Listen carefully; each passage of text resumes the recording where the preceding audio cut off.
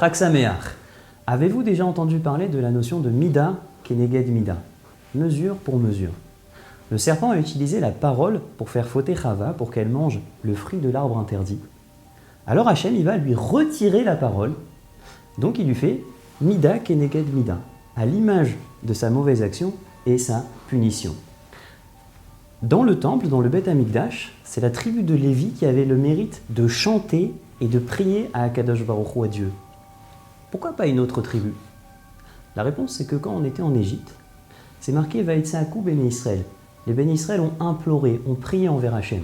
Et on sait très bien que les Juifs étaient asservis à Paro du matin au soir, ils devaient travailler très très tôt, aller chercher la paille à des horaires très tôt le matin pour aller travailler et servir à Paro.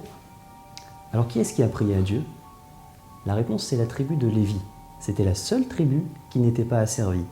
Alors Hachem dit, vous avez prié pour la libération du peuple juif, c'est vous qui chanterez et priez dans le Beth Amikdash, à l'image de votre bonne action et votre récompense. Ça, c'est la notion de Mida Keneged Mida.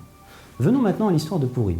Il y a un décret qui sort de l'Ehashmid, de tuer, la Harog, d'anéantir ou la Bed et d'exterminer tous les juifs. Minar, Ve'atzaken, Tav, Venashim, Beyom Echad, hommes, femmes, enfants, en un jour. Alors on s'imagine quelle est la faute du peuple juif. Qu'est-ce qu'ils ont fait? Ils ont tué, ils ont fait des homicides volontaires, des meurtres. Qu'est-ce qui s'est passé? La Gemara dit pas du tout. Mipne, Sheneenu, Miseudato, Shaloto Racha. Ils ont profité d'un repas avec Achashverosh. Le roi, il les a invités, ils ont profité dans ce repas. Et qu'est-ce qu'ils ont fait à ce repas? Ils ont mangé pas caché? Alors parce qu'on ne mange pas caché, on mérite d'être exterminé? Où est passée la notion de mesure pour mesure? La réponse dans une histoire. C'est un loup qui désirait manger une brebis. Et à chaque fois qu'il s'approchait de cette brebis, le berger venait et chassait le loup. Alors le loup a réalisé qu'il devait changer de tactique. Alors il vient un beau matin, il fait un sourire à la brebis. Le lendemain, il revient et il lui apporte un cadeau, un peu à manger. Et comme ça pendant 2-3 semaines. À la fin, la brebis, elle s'adresse au berger, elle lui dit, écoute berger, j'ai plus besoin de toi. Le loup, c'est devenu mon ami. Alors le berger s'en va. Le lendemain matin, le loup rentre dans l'enclos de la brebis l'attend, le loup tue la brebis, il va la manger comme ça pendant plusieurs semaines. Politiquement parlant, le peuple juif est au meilleur de toute l'histoire. Le roi Achashverosh, son premier ministre, donc celui qui écoute le plus les conseils, c'est Mordechai, un juif. La femme du roi, Esther, une juive. Achashverosh, il organise un repas, il convie tous les juifs de tous les alentours. Donc les juifs commencent à se dire, on est bien avec Achashverosh, on est entre de bonnes mains, on va profiter avec lui. Alors Hachem, qui est notre berger, dit, vous n'avez plus besoin de moi, très bien, je m'en vais. Alors quand le berger s'en va, le loup arrive. Le lendemain, il y a un décret d'extermination sur le peuple juif qui sort.